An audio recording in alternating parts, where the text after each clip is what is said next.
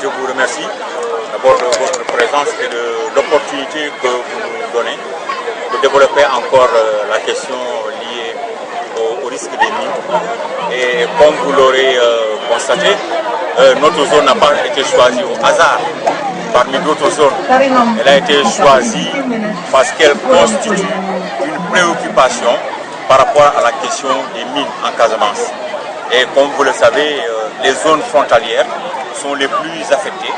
Et s'il y a quelques années de cela, la zone sud, c'est-à-dire la frontière entre le Sénégal et la Guinée-Bissau, était la plus affectée, et durant ces 5 dernières années, le Nord Sindian, comme vous l'appelez, a connu beaucoup d'accidents par mine et au point de devenir aujourd'hui une préoccupation. Donc l'association sénégalaise des victimes de mines, dans le cadre de ses activités de sensibilisation, en partenariat avec Handicap International et avec l'appui d'UNICEF, a pensé que notre zone pouvait constituer une zone cible dans le cadre de ses activités. Comme vous le savez, il y a même pas 3 mois, 7 jeunes ont perdu la vie dans cette zone transfrontalière-là, c'est-à-dire précisément à Kantopor.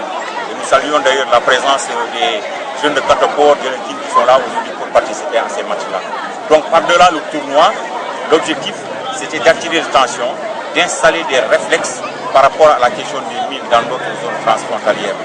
Éduquer au risque des mines et engins non explosés, parce que d'abord des populations retournent dans leur village d'origine et comme on le dit là, quand on s'absente pendant longtemps et qu'on revient, souvent les préoccupations ne sont pas les mêmes. Il s'agit donc d'attirer l'attention des gens par rapport à cette question-là et par le canal du sport. Et c'est ce qui constitue aujourd'hui cette activité d'aujourd'hui.